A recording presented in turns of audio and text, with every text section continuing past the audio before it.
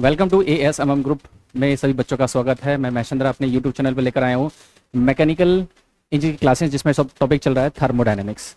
आज हम स्टार्ट कर रहे हैं थर्मोडायनेमिक्स से पावर प्लांट इंजीनियरिंग और स्टीम पावर प्लांट, जिसको हम बोलते हैं रैंकिन साइकिल। रैंकिन साइकिल बिल्कुल वैसा ही प्रोसेस है जैसे हम घर पे दाल बना रहे हैं। मतलब हमने पानी रखा, पानी से क्या करा, मतलब कुकर बंद किया, कुकर बंद करने के बाद वाटर को कन्वर्ट किया स्टीम में। वही काम हम यहाँ पे भी कर रहे हैं। हम यहाँ क्या कर रहे हैं कि हम जो वाटर है, लेकिन हम वाटर यहाँ पर हार्ड वाटर यूज़ नहीं कर रहे हैं, यहाँ हम सॉफ्ट वाटर यूज़ करेंगे। ठीक है, सॉफ्ट वाटर क्यों यूज़ करते हैं, चलिए आज ये डिस्कस करते हैं कि सारी चीज़ें क्यों यूज़ करेंगे, हम किस लिए यूज़ करेंगे। तो सबसे पहले हम एक बेसिक डायग्राम से शुरू करते हैं। ये मेरा बॉयलर है,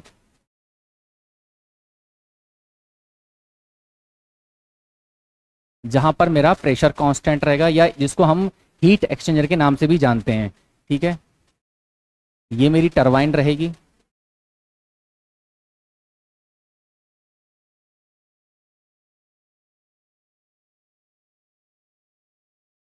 और यहां से मेरा वर्डन प्रोड्यूस हो रहा होगा, जहां पर एंट्रोपी मेरी कांस्टेंट रहेगी। ठीक है, ये मेरा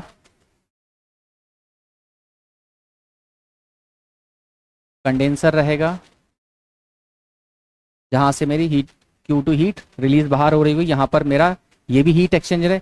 जो भी हीट एक्सचेंजर होगा, बेटा ध्यान रखिएगा, कोई भी हीट एक्सचेंजर हो, चाहे वो बॉयलर हो, चाहे कंडेंसर हो, चाहे इवेपोरेटर, सब में प्रेशर कांस्टेंट रहेगा। ठीक है, चाहे वो हीट इन कर रहा हो, या हीटिंग कर रहा हो, या कूलिंग कर रहा हो। उसके बाद मेरा रहेगा पंप, यहां पर भी एंट्रोपी कांस्टेंट। ठीक है, इसको ऐसे दिखा दीजिए, और यहां से हम उसको सप्लाई कर रहे हैं WP, ये फ्लो प्रोसेस है, VF P1 minus P2 into 100 इसलिए करते हैं, बाद में किलो पास्कल में आता है, क्योंकि डाटा हमारे पास यहाँ जो डाटा चलता है वो बार में चलता है। ठीक है, इसको हमने वोल्ट 1 2 3 एंड 4। अब बॉयलर में बेटा क्या है, यहाँ से हमने वाटर लिया, वाटर ये हार्ड वाटर है। ठीक है, पहले हम क्या करेंगे, इस हार्ड वाटर को ट्रीटमेंट करेंगे, वाटर ट्रीटमेंट प्लांट में लेके जाएंगे। हार्ड वाटर का मतलब होता है कि जैसे ह्यूमन को चाहिए, कैल्शियम चाहिए, आयरन चाहिए, सल्फर चाहिए, सारी इम्प्योरिटी एक ह्यूमन को चाहिए, क्योंकि हमें हड्डियां मजबूत रखनी है। ठीक है, मशीन को कौन सी हड्डियां मजबूत रखनी है, जिसको हम कैल्शियम दे रहे हैं, आयरन दे रहे हैं, ठीक है, सल्फर दे रहे हैं। ठीक है, तो कभी आपने देखा होगा कि अगर आपके नल जो पानी आप भरते हैं लगातार, तो वहां से पानी जो लगातार आप ले रहे हैं, अगर आप कंटिन्यू अपनी नल की सफाई नहीं करें, तो नल का जो एरिया होता है वो क्या होता है, हल्के हल्के चोक हो जाता है, यानी कि सल्फर आसपास क्या हो जाता है, वो जमने लगता है। ठीक है, अब जब जम जाता है तो इसका मतलब जो एरिया है वो आपका कम होने लगेगा। ऐसे ही हमें जो पाइप का जो प्लांट हम इंस्टॉल कर रहे हैं, लगभग 3 से 4 करोड़ रुपए पर मेगावाट का खर्च आता है, मतलब 1 मेगावाट में 3 से 4 करोड़ रुपए का खर्चा आता है। तो अब हम इतना जब खर्च कर रहे हैं, तो इसका मतलब ये नहीं है कि हम अपने जो पाइप है उसका एरिया कम कर लें। इसका मतलब जब हम एरिया कम करेंगे तो हमारा जो फ्लो है वो भी कम हो जाएगा, उस कम हो से हमारा वर्डन कम हो जाएगा, वर्डन होने से हमारी एफिशिएंसी भी डिक्रीज हो जाएगी। अब हम ये नहीं चाहते कि हमारा लॉस हो। ठीक है, तो हम क्या करेंगे, उस वाटर ट्रीटमेंट हार्ड वाटर को कन्वर्ट करेंगे सॉफ्ट वाटर में। किस में कट करेंगे, सॉफ्ट वाटर में हम उसको कन्वर्ट कर लेंगे। मेरी बात क्लियर हुई है, किस में कन्वर्ट कर लेंगे, सॉफ्ट वाटर में कन्वर्ट कर लेंगे। ठीक है, सॉफ्ट वाटर में कन्वर्ट करने के बाद इसको हम बॉयलर में सप्लाई करेंगे। अब बॉयलर में जो हीट देंगे, यहां से जो हीट सप्लाई कर रहे हैं, यहां पर क्या लगा होगा, फर्नेस लगी होगी। ये क्या है, फर्नेस लगी हुई है। अब ये डिपेंड करेगी फर्नेस में हम क्या कर रहे हैं। वैसे तो नेचुरल गैस का इस्तेमाल करते हैं, लेकिन कहीं कहीं पे हम क्या कोल भी इस्तेमाल कर रहे हैं। ठीक है, हम न्यूक्लियर रिएक्टर का भी इस्तेमाल कर रहे हैं, यूरेनियम का भी इस्तेमाल कर रहे हैं। तो ये डिपेंड, अब हम चाहते हैं कि हम यहाँ पर हम डीजल पेट्रोल भी यूज कर सकते हैं, लेकिन उस हिसाब से हमारी बिजली की कॉस्ट बढ़ती चली जाएगी। ठीक है, तो हम यहाँ पर कौन सी गैस कर रहे हैं, नेचुरल गैस का यूज करें, जिसे हम फायरिंग कंटिन्यूस कर रहे हैं। अब यहाँ जब फायरिंग हो रही है, तो यहाँ पर जो बॉयलर है वो वाटर कन्वर्ट टू किस में हो रहा है, स्टीम में कन्वर्ट हो रहा है। और ये स्टीम जो है वो हाई प्रेशर हाई टेम्परेचर की स्टीम रहेगी। ठीक है, अब जब स्टीम आई, अब यहां पर बेटा एक ध्यान रखिएगा, यहां पर लगा होता है स्टीम टॉप वाल्व, जो कि स्टीम को कंट्रोल, कभी कभी आपने फायरिंग ज्यादा हो रही है तो आपकी स्टीम ज्यादा बन रही है। ठीक है, तो बॉयलर करेगा, ज्यादा स्टीम सप्लाई करेगा। ठीक है, या इसको बोलते हैं कांस्टेंट प्रेशर वाल्व। एक जो मैं टरबाइन लगा रहा हूं 240 मेगावाट 500 मेगावाट, तो उसको एक लिमिटेड प्रेशर चाहिए, उससे ज्यादा प्रेशर उसको नहीं चाहिए होगा, ये तो कॉमन सेंस की बात है। अब हमारा जो बॉयलर है वो ज़्यादा स्टीम बना सकता है, तो ज़्यादा प्रेशर आ सकता है, इससे हमारी जो जो फ्रीक्वेंसी है वो गड़बड़ा सकती है। ठीक है, तो हमें जो टरबाइन पे एक लिमिट से सप्लाई करना है, जिसको हमने बोला है एक वाल्व लगा हुआ है यहाँ पर, स्टीम स्टॉप वाल्व, जो बॉयलर के आउटलेट पे, ठीक है, और टरबाइन के इनलेट पे लगा होता है। ध्यान रखिएगा, बॉयलर का ये आउटलेट है, टरबाइन का ये इनलेट है। ध्यान, क्वेश्चन पूछा एसएससी ने और गेट नहीं पूछा हुआ है। ये कहाँ लगा होता है? बॉयलर के आउटलेट पे, टरबाइन के इनलेट पे लगा होता है। ठीक है, अब हमने क्या किया, ये high pressure high temperature steam को हमने क्या करा, टरबाइन में सप्लाई किया। टरबाइन दो पार्ट में डिवाइड होती है, एक होती है रोटर, एक होती है नोजल। सबको पता है रोटर, जैसे आपका पंखा लगा हुआ है, रोटर पे क्या होते हैं, सिंपल ब्लेड लगे होते हैं। क्या होता है उस पर, क्या लगे होते हैं, ब्लेड लगे होते हैं। ठीक है, उसके बाद ब्लेड के आगे क्या लगी थी, एक नोजल लगी होती है। नोजल का काम क्या है, अगर आपने प्रीवियस लेक्चर देखे होंगे, नोजल का काम क्या है, प्रेशर को डिक्रीज करना, वेलोसिटी को बढ़ाना। और ये नोजल है, यहां पर एंट्रोपी कांस्टेंट रहेगी। ठीक है, ये क्या कर रही है, जो हम यहां से जो प्रेशर सप्लाई कर रहे हैं, जितना प्रेशर आ रहा है उस प्रेशर को कम करके वेलोसिटी में इसको कन्वर्ट करना। अगर हम ये बोलेंगे कि हम ना लगाएं तो क्या होगा, ना लगाएं तो बेटा ये दिक्कत क्या होगी कि अगर आप जैसे खड़े हो और आपको कोई आके धक्का दे दे, तो जब आपको धक्का देगा जिसका मतलब आप पे प्रेशर अप्लाई हुआ, तो आपके हाथ पे टूट जाएंगे, आपकी ये त्वचा ना छिल जाएगी। ठीक है, सेम कंडीशन टरबाइन के साथ है। अगर टरबाइन के साथ धक्का दिया तो ब्लेड आपके डैमेज हो सकते हैं, उसकी स्किन खराब हो सकती है। ठीक है, उससे बचाने के लिए, उसको डैमेज से बचाने के लिए, थ्रस्ट से बचाने के लिए हम क्या करते हैं, नोजल का इस्तेमाल करते हैं। ठीक है, अब टरबाइन आपकी घूमेगी तो नहीं, जाहिर सी बात, आप बहुत हाई प्रेशर का धक्का दे रहे हैं तो आपकी टरबाइन घूमेगी नहीं, ब्लेड आपके क्या करेंगे, टूट जाएंगे। तो इसलिए हम क्या करते हैं, नोजल लगा देते हैं, काइनेटिक। और नोजल के पास क्या होती है, जब वेलोसिटी है तो उसका मतलब इसके पास काइनेटिक एनर्जी है। ठीक है, काइनेटिक का मतलब हाफ mv² है उसके पास। इतनी बात की हुई। उसके बाद ये जो सारा डायग्राम पढ़ रहे हैं वो आइडियली पढ़ रहे हैं। ठीक है, आइडियली की बात कर रहे हैं, अभी हम एक्चुअल में बात नहीं करेंगे, बात करेंगे आगे एक्चुअल में क्या होता है। ठीक है, अब यहां से टोटल जो स्टीम रिलीज होगी, टरबाइन अपना काम कर दी, यहां से स्टीम रिलीज हुई। ठीक है, टोटल स्टीम रिलीज हुई। अब कंडेंसर ने क्या किया, कंडेंसर ने जो जितनी भी हीट थी वो टोटली बाहर कर दी, यानी कि उसने किस में कन्वर्ट दिया, वाटर में कन्वर्ट कर दिया। वाटर को हमने क्या बोला था, यहां पर फ्लूइड बोला था, उसने फ्लूइड में कन्वर्ट कर लिया।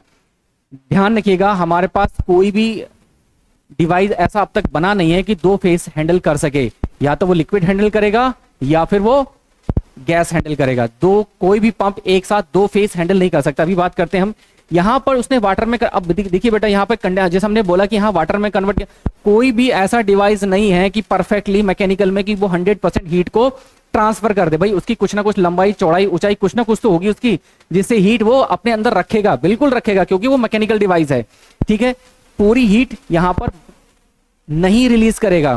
ठीक है, वो कुछ ना कुछ अपने पास रखेगा। यहां पर टोटल वाटर नहीं आएगा, यहां पर साथ में आपकी स्टीम आएगी। ठीक है, यहां पर स्टीम मिक्स आती है, लेकिन हम कैसे बात करना आइडियली, तो हमने स्टीम को हटा दिया और यहां पर हमने वाटर की बात कर ली, तो टोटल वाटर आएगा। अब वाटर के आगे लगा हुआ है यहां पर पंप, जैसे हमने घर पे छोटे छोटे पंप यूज करते हैं वैसे ही हमारा एक पंप लगा हुआ है। ये पंप क्या कर रहा है, ये वाटर को, भाई वाटर है, लिक्विड हैंडल कर रहा है और ये वाटर बॉयलर में दोबारा से सप्लाई कर देगा। ठीक है, अब बात करते हैं यहां पर हमने वाटर क्यों कहा, भाई यहां पर मिक्स आ रहा है, एक चीज में एक्चुअल मिक्स आएगा, क्या आएगा, स्टीम प्लस वाटर मिक्स हो क्या आएगा। ठीक है, अब दुनिया में कोई ऐसा मैकेनिकल डिवाइस, ऐसा पंप बना ही नहीं है कि दो फेस वो हैंडल कर सके, या तो वो गैस हैंडल करेगा या वो फ्लूइड हैंडल करेगा, वो एक ही फेस हैंडल करेगा। ठीक है, तो हमारे पास लिक्विड पंप है तो अब वो सिर्फ लिक्विड को हैंडल करेगा, ना कि वो स्टीम को हैंडल करेगा। इसलिए हमने बोला कि हम आइडियली बात कर रहे हैं, यहाँ पर एक पंप और लगाते हैं, वो होते हैं स्टीम एक्सट्रैक्ट पंप। आगे बात करेंगे। यहाँ पे जो लिख रहा है हमारे पास कितने प्रोसेस हैं, 1 2 3 4, 4 नहीं होते बेटा बल्कि 5 होते हैं। ठीक है, लेकिन बेसिक डायग्राम हम यहीं से स्टार्ट करते हैं कि हाँ बेसिक हमको यहीं से समझ में आएगा। ठीक है, यहां तक किसी को दिक्कत है तो बोलिए, इतना नोट करिए। अब हम डिटेल में आते हैं इन सारी चीजों की। चलो अब हम बात करते हैं, थोड़ा सा एसएफई के बारे में बात कर लेते हैं। जो हमने डायग्राम बनाया यहीं पर हम कुछ चीजें निकाल लेते हैं। मैं इनको दोबारा बना देता हूं साफ साफ, जिससे आपको दिक्कत ना आए।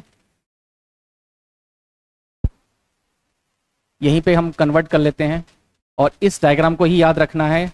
ये मेरा क्या था, बॉयलर था, यहाँ पर मेरा प्रेशर कांस्टेंट है, यहाँ से मैं क्या कर रहा हूँ, हीट को सप्लाई कर रहा हूँ।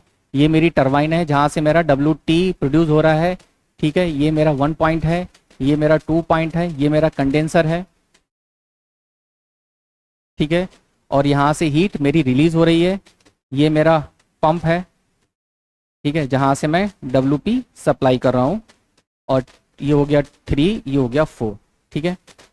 अब मैं बात करता हूं प्रोसेस 1 to 2, मैं बात कर रहा हूं प्रोसेस 1 to 2, प्रोसेस 1 to 2।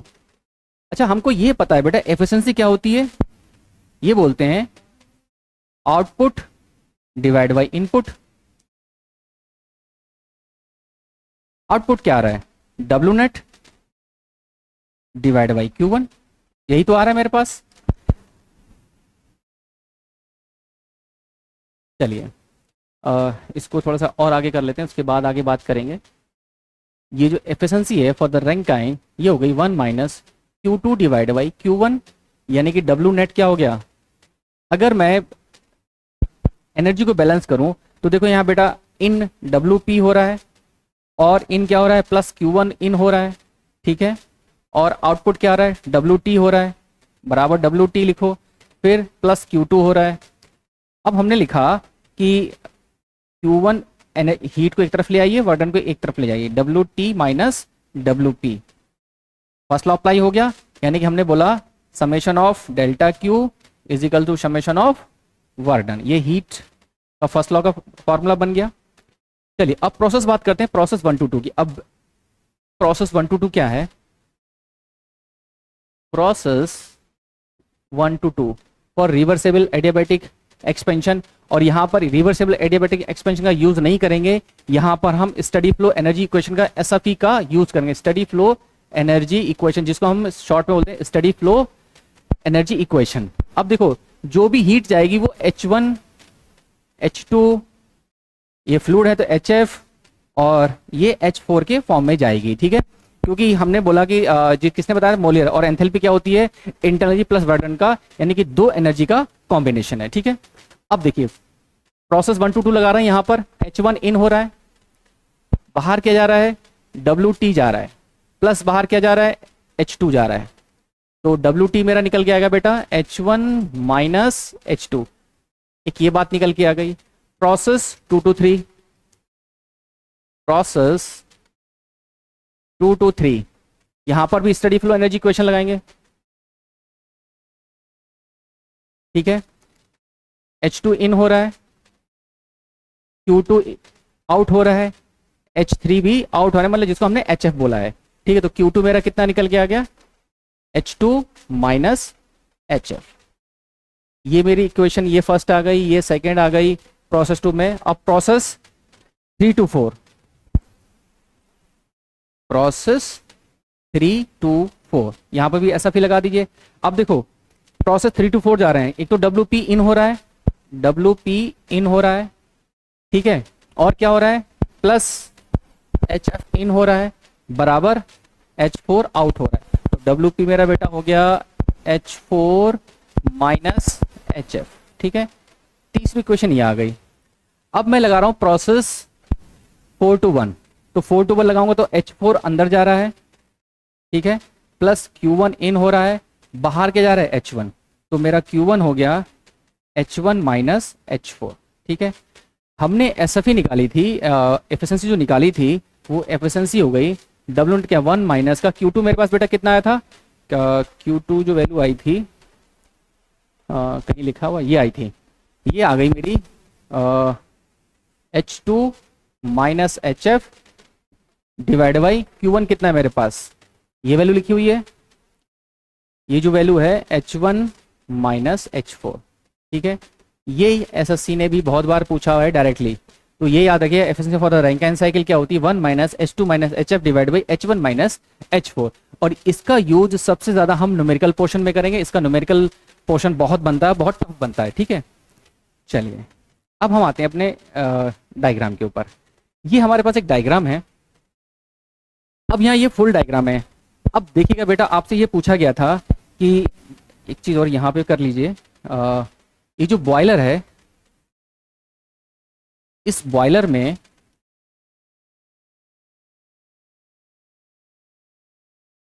तीन कंपोनेंट होते हैं। पहला मेरा इकोनोमाइजर, दूसरा है मेरा इवोपरेटर, और तीसरा है मेरा सुपर हीटर। एसएससी ने ये पूछा था कि ये कैसे लगे होते हैं, कि तीनों की तीनों सीरीज में लगे होते हैं। कैसे लगे होते हैं? तीनों की तीनों सीरीज में लगे होते हैं, ठीक है। इकोनोमाइजर का काम क्या है? टेम्परेचर को बढ़ाना, यानी कि सेंसिबल हीट को बढ़ाना। इवेपोरेटर काम कर रहा है फेज चेंज करना, मतलब लेटेंट हीट। और सुपर हीट का मतलब फिर सेंसिबल हीट, मतलब टेम्परेचर को बढ़ाने का काम करता है, ठीक है। उसके बाद यहां से जो एयर आ रही है भाई, यहां से चिमनी से एग्जॉस्ट बाहर लगेगा, तो वहां से यहां पर एक लगा देते हैं हम एयर प्री हीटर। क्या लगा देते हैं? Air pre heater. Air pre heater का मतलब होता है जो हमारी एग्जॉस्ट चिमनी के साथ निकल रही है, वहां पर जो मैक्सिमम गैसें क्या करें, हम उसका टेम्परेचर रिकवर कर लेते हैं। मतलब सारी गैसेस बाहर नहीं जाते, सारा टेम्परेचर हम आउटसाइड नहीं भेजते हैं, कुछ ना कुछ टेम्परेचर हम रिकवर कर लेते हैं। किसके द्वारा? प्री हीटर के द्वारा, जिसको हम बोलते हैं प्री हीटर। चलिए अब हम आते हैं अपने डायग्राम्स के ऊपर, ठीक है। तो ये मेरा बॉयलर है। बॉयलर में पहले हमने क्या किया, जो हमारा ये सुपर हीटर है, इकोनोमाइजर है, एयर प्री हीटर है। तो हमारे पास जो सबसे पहले एयर आएगी, वो सबसे पहले ये फ्रेश एयर एंटर करेगी एयर प्री हीटर में। एयर प्री हीटर क्या करे, इसके अंदर जाएगा, यानी कि हीट ये पहले से कुछ ना कुछ हीट लेकर आ रही है, यानी कि हीट कुछ ना कुछ ऐड होके आ रही है। ऐड होके आने से फायदा बेटा हमको ये मिला कि जब हमने जो टेम्परेचर था थोड़ा सा हमने बढ़ा लिया, उससे फायदा ये हुआ, एक तो हमारी एफिशिएंसी बढ़ेगी, दूसरा हमारा जो फ्यूल्स है वो हमें कम सप्लाई करना पड़ा, मतलब पैसा भी बचेगा, ठीक है। तो उसके हमारे दो फायदे मिले। उसके बाद हमने क्या किया, ये जो सुपर हीटर के बाद हमने जो अपना स्टीम है वो इकोनोमाइजर में भेजा, फिर इकोनोमाइजर से प्री हीटर में, और डस्ट एयर बाहर चिमनी के थ्रू हमने निकाल दिया, ठीक है। अब उसके बाद हमने जो स्टीम है वो हमने टरबाइन पे भेजी, टरबाइन के साथ कंडेंसर लगा हुआ है, ठीक है। अब मेन बात यह है कि कंडेंसर के साथ जो बाहर आता है Q2, वो हम सप्लाई करते हैं अपना कूलिंग टावर में। और कूलिंग टावर में ये जो क्वेश्चन पूछा गया था कि कूलिंग टावर जो होता है वो हमेशा इवोपरेशन पे काम करता है। किस पे काम करता है? Work on evaporation. किस पे काम करता है? इवोपरेशन पे काम करता है। मतलब इवोपरेशन का मतलब होता है यहां से एयर प्लस स्टीम एक साथ आउट होती है यहां पर, ठीक है। इसका जो प्रोफाइल था बेटा ध्यान रखिएगा, प्रोफाइल पर पूछा गया था, प्रोफाइल कैसा होता है? प्रोफाइल होता है पैराबोलिक। कैसा होता है? पैराबोलिक। और पैराबोलिक का मतलब होता है नो लॉस। अब हमने पैराबोलिक क्यों बनाया? पैराबोलिक इसलिए बनाया, अगर हम मान ली अपना ये डायग्राम कुछ इस तरीके से कर देते और हमारी जो एयर है या जो स्टीम है हमारी वो बाहर निकल के जाती, तो इसका मतलब क्या था? वो किनारे छोड़ती, मतलब एडी लॉसेस होता। एडी लॉसेस को कम करने के लिए हमने अपना प्रोफाइल कैसा बनाया? पैराबोलिक बनाया, ठीक है। दो बातें पूछी गई थी, पैराबोलिक बनाया, दूसरा ये किस पे काम करता है? इवोपरेशन पे काम करता है, ठीक है। और यहाँ पर जो वाटर अगर प्लांट में कम हो रहा है तो make up the water plant, और हम कंडेंसर भेज देंगे, हम अपना जो प्लांट में जो वाटर कम हो गया उसको रिकवर कर लेंगे। यहाँ पर रिवर होता है, ये प्लांट ज्यादातर रिवर के पास बनाए जाते हैं ताकि हमको पानी की दिक्कत ना हो, ठीक है। यहाँ पर वाटर ट्रीटमेंट प्लांट लगा होता है, जिससे मतलब जो हमने बोला कि पहले बोला कहता है हार्ड वाटर को सॉफ्ट वाटर में कन्वर्ट करने का काम करता है। ये वाटर ट्रीटमेंट क्या करता है? यहाँ से हार्ड वाटर आ रहा है आपका और ये कन्वर्ट कर रहा है सॉफ्ट वाटर में, ठीक है। वाटर वही है लेकिन बस सॉफ्ट हमने क्यों बोला? क्योंकि हमने वहां से इंप्योरिटी निकाल दी, ठीक है। इंप्योरिटी मतलब कार्बन, सल्फर, मैग्नीज, आयरन, सब कुछ वहां से हमने निकाल दिए, एक सिंपल पानी बचा वहां के, उसके अंदर इंप्योरिटी कुछ भी नहीं बची, ठीक है। तो उसको हम बोलते हैं सॉफ्ट वाटर, ठीक है। उसका सॉफ्ट वाटर हमारा फिर सप्लाई होता रहेगा कंटिन्यू, ठीक है, ये चलता रहेगा। यहां पर है कोल अनलोडेड, जैसे मतलब ट्रेन से आता है तो कोल अनलोड होता है, ठीक है। कोल प्रिपरेशन किया जाता है, फिर कोल स्टोरेज किया जाता है, उसके बाद कोल हैंडलिंग, फिर उसके बाद बॉयलर में सप्लाई किया जाता है। उसका जो बॉयलर से आउटलेट आता है वो ऐश हैंडलिंग, ठीक है। उसके बाद ऐश स्टोरेज किया जाता है, ठीक है। इतनी बात क्लियर हुई सबको? यहां तक किसी को दिक्कत है तो बोलिए, किसी को कोई पॉइंट ना समझ में आ रहा हो? चलिए ये तो हम सब पढ़ ही चुके हैं, ठीक है। चलिए ये डायग्राम थोड़ा सा हम कंप्लीट करते हैं क्योंकि ये डायग्राम यहाँ पर बहुत सारी चीज़ें बताएगा आपको। चलिए ये डायग्राम कुछ इस तरीके से है, ये मेरा बॉयलर था, ठीक है। और यहाँ पर मेरी ये चिमनी बनी हुई है, यहाँ पर एयर प्रीहीटर लगा हुआ है। क्या लगा हुआ है? यहाँ से एयर क्या हो रही है? इन आ रही है, ठीक है। ये तीन, ये इकोनोमाइजर, इवोपरेटर, सुपर हीटर, और यहाँ से गैस आउट हो जा रही है। क्या हो जा रही है, गैस आउट हो जा रही है। उसके बाद हमने क्या किया, इस स्टीम को सप्लाई किया हाई प्रेशर टेम्परेचर की स्टीम, हमने इसको सप्लाई किया। ठीक है, ये मेरी टरबाइन बनी हुई है बेटा। ठीक है, क्या है, टरबाइन है। WT वार्डन प्रोड्यूस हो रहा है। ठीक है, यहाँ पर कंडेंसर लगा हुआ है। जैसे हमने बोला कंडेंसर क्या कर रहा है, Q2 को बाहर निकाल रहा है। ठीक है, और यहाँ पर ये मेरा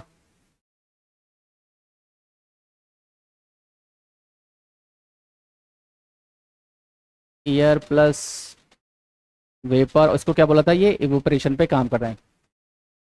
ठीक है, ये यहाँ से इस तरीके से एंटर करेगा और यहाँ से आपका पंप है और यहाँ पर इसको भेज देगा। ठीक है, उसके बाद हमने बोला कि यहाँ से दो चीज़ें आ रही हैं, इसको बोलते हैं कंडेंसेट स्ट्रीक पंप या स्टीम स्टीम एक्सट्रैक्ट पंप भी बोल देते हैं। ठीक है, यहाँ पर जो स्टीम आती है उसको हम क्योंकि स्टीम थोड़ी मात्रा में होती है तो स्टीम क्या करते हैं, हम स्टीम उसको बाहर निकाल लेते हैं। ठीक है, इसको बोलते हैं EPEP स्टीम एक्सट्रैक्ट पंप, और सिंपल यहाँ पर क्या लगा होता है, ये पंप लगा होता है। ठीक है, ये WP VF P1 minus P2 into 100, ये होता है किलो पास्कल में। ठीक है, इतनी बात क्लियर हुई।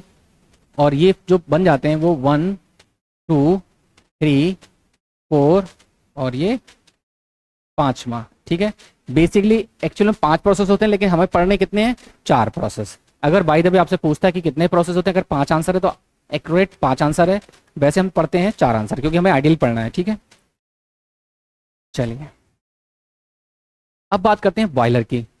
बॉयलर में जैसे हमने बात करी चुके हैं, पे बस लिख दिया थोड़ा सा, heated water coming from the pump converting steam into the turbine. भाई स्टीम हमने इसको कन्वर्ट कर लिया और कहाँ भेज दिया, टरबाइन में उसको हमने भेज दिया। नेक्स्ट है turbine is a two part divided nozzle and rotor. Kinetic energy of the turbine convert into the rotating shaft, मतलब काइनेटिक एनर्जी जो है ½ mv², ये क्या कर रही है, ये शाफ्ट को रोटेटिंग करवा रही है। ठीक है, उसके बाद है pump. Pump handling liquid water which incompressible, यानी कि जिसकी डेंसिटी कैसी होनी चाहिए, कांस्टेंट हो, उसको हम क्या बोलते हैं, इनकम्प्रेसिबल वाटर बोलते हैं। उसके बाद है economiser. Economiser first heat it as a sensible heat and economizer and liquid phase and certain pressure become a saturated liquid fuel gas temperature high feed temperature। इसका मतलब क्या है कि जो मेरा वाटर टेम्परेचर रहेगा, फीड वाटर टेम्परेचर, उसका 110 से लेके 160 डिग्री सेल्सियस तक उसका टेम्परेचर रहेगा। और इकोनोमाइजर क्या कर रहा है, सिर्फ और सिर्फ टेम्परेचर बढ़ाने का काम कर रहा है, ताकि वहां पर हमारी जो टरबाइन में है वो पूरी तरीके से क्या जाए, स्टीम जाए, लिक्विड ना जाए। ठीक है, चलिए फिर इवोपरेटर। इवोपरेटर क्या होता है, इवोपरेटर हमेशा क्या करना है, फेस चेंज काम करना, क्या करता है, फेस चेंज करने का काम करता है।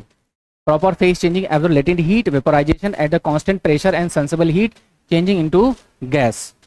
ठीक है, अब यहां बात करते हैं हम सारी चीजों पे। देखो अब हम इनके PVTS डायग्राम क्या होते हैं, हमें SFE लगा ली, हमने सारी चीजें कर ली। अब मेन पार्ट पर आते हैं।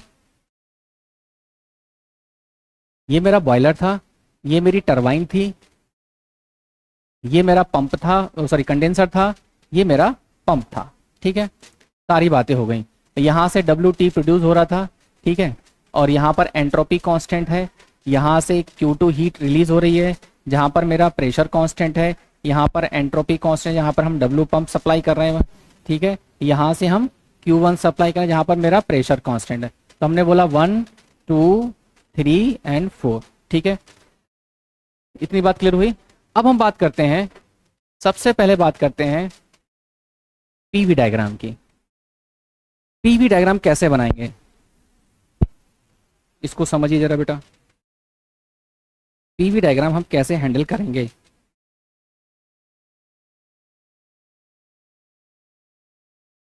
तो देखिएगा PV डायग्राम जो है, अब देखो बेटा यहाँ कैसे बनाएंगे। हमें लगा कि 1 से 2 एंट्रोपी कांस्टेंट है, 1 से 2 एंट्रोपी कांस्टेंट है। उसके बाद 2 से 3 कूलिंग हो रही है, मतलब मेरा हीट रिलीज हो रही है, तो पंप डायग्राम कहाँ शिफ्ट होगा, इधर शिफ्ट होगा, यानी कि 1 2 2 3। फिर 3 से 4 मेरा पंप है, फिर 4 से 1 मेरा हीट ऐड हो रहा है, 4 से 1 मेरा हीट ऐड हो रहा है। तो जो मेरा डोम बनेगा वो हमेशा, हमने बताया था कि हमेशा कहाँ था, 0 से 1 के बीच जाता है। तो ग्राफ कहाँ से जाएगा, हमेशा 0 से 1 के बीच ही जाएगा। ये मेरा क्रिटिकल पॉइंट हो गया, पीवी डायग्राम हो गया। उसका बनाते हैं टीएस डायग्राम। अब देखिए बेटा टीएस डायग्राम कैसे बनाएंगे। मेरे पास दो प्रेशर हैं, तो पहला जो बनेगा प्रेशर कांस्टेंट लाइन, ये मेरा बॉयलर का हो गया, थोड़ा आगे हटाइएगा, फिर थोड़ा पीछे हटाइएगा। इस तरीके से हम कांस्टेंट प्रेशर लाइन हम जो पढ़े थे पहले वो बनाइएगा, ठीक है। हमने बोला कि 1 से 2 एंट्रोपी मेरी कांस्टेंट है, कुछ नहीं करना है, सिंपल खींच दीजिए। 1 से 2 एंट्रोपी कांस्टेंट, 2 से 3 प्रेशर कांस्टेंट, कूलिंग हो रही है तो डायग्राम का डायग्राम इधर कर दीजिए। उसके बाद 3 से 4। अब देखिएगा यहां पर लाइन थोड़ी सी पैराबोलिक है, यहां पर थोड़ी लाइन सीधी है। क्यों? क्योंकि हमने बोला एंट्रोपी कांस्टेंट है। बेसिकली ये लाइन भी सीधी होती है क्योंकि यहां पर वॉल्यूम जो होता है कांस्टेंट होता है, लेकिन हम थोड़ा सा पढ़ने के तौर पे मतलब अपनी ग्राफिकली सही करने के लिए इसको पैराबोलिक बोलते हैं। लेकिन बेसिकली पैराबोलिक नहीं होती, ये स्ट्रेट लाइन होती है, बिल्कुल ऐसे सीधी होती है। क्योंकि हम क्यों यूज कर रहे हैं, हम इनकम्प्रेसिबल फ्लूइड यूज कर रहे हैं। ध्यान रखिएगा, हम पहले बात कर रहे हैं इनकम्प्रेसिबल फ्लूइड यूज कर रहे हैं, इसीलिए पीवी डायग्राम में ये लाइन कैसी रहेगी, एकदम स्ट्रेट रहेगी, ठीक है। चलिए अब हम बात करते हैं अपने टीएस डायग्राम की। बात कर रहे थे 1 से 2, 2 से 3, 3 से 4 और 4 से 1। तो डायग्राम कहां से जाएगा, 0 से 1 के बीच जाएगा। लगा दीजिए बेटा डायग्राम 0 से 1 के बीच, ठीक है। ये मेरा क्रिटिकल पॉइंट हो गया। और ये सारी लाइंस कैसी हो गई, यहां से देखिएगा हमेशा डोम जो है 0 से 1 के बीच ही जाएगा। इसका एचएस डायग्राम देख लेते हैं। एचएस डायग्राम हमको पता था कुछ इस तरीके से बनेगा। 1 से 2 क्या हो रहा है, टरबाइन लगी हुई थी। 2 से 3 कंडेंसर लगा हुआ था। 3 से 4 पंप लगा हुआ था, ठीक है। इनको मिला दो, ये मेरा बन गया क्रिटिकल पॉइंट, ये मतलब एचएस डायग्राम। इतना बेटा यहाँ देखिए, किसी को कोई दिक्कत आ रही हो तो बोलो। सारे के सारे पॉइंट्स यहाँ क्लियर हैं। और बहुत इंपॉर्टेंट पॉइंट कि हम जब भी टरबाइन की बात करते हैं, स्टीम पावर प्लांट की बात करते हैं, जो हमने बोला था कि जो क्वालिटी है बेटा वो 0.85% ही लेंगे, इससे कम हम नहीं लेंगे।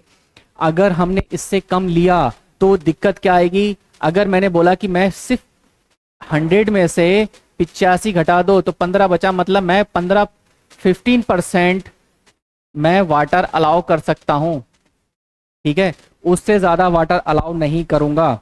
अगर मैंने उससे ज्यादा वाटर अलाउ किया तो इसका मतलब है मेरी टरबाइन्स के ब्लेड जो हैं वो खराब हो जाएंगे, वो और मेरी जी कोरोजन रिएक्शंस हो जाएगी। जैसे मान लीजिए कोई लोहे का टुकड़ा जो है एनवायरनमेंट में पड़ा है, ठीक है, और हल्के हल्के उस पर जंग आने लगी। जंग कहाँ से आ जाती है, क्या जंग वो पैदा कर रहा है या एनवायरनमेंट दे रहा है? क्या हो रहा है, एनवायरनमेंट में ऑक्सीजन है और आपका लोहा पड़ा है, तो जो ऑक्सीजन उसके साथ ट्रैप होके क्या बनाएगी, आयरन ऑक्साइड बना लेगी।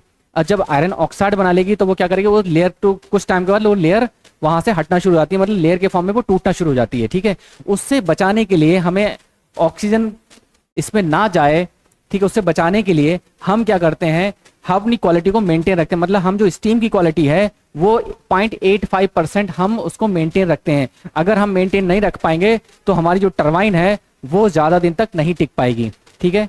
अब हम बात करते हैं कि अगर हम टेम्परेचर ज़्यादा बढ़ा दें, अगर क्वालिटी ज़्यादा बढ़ा दें, भाई ज़्यादा क्वालिटी बढ़ा देंगे तो भी आपके कोई फर्क नहीं पड़ने वाला।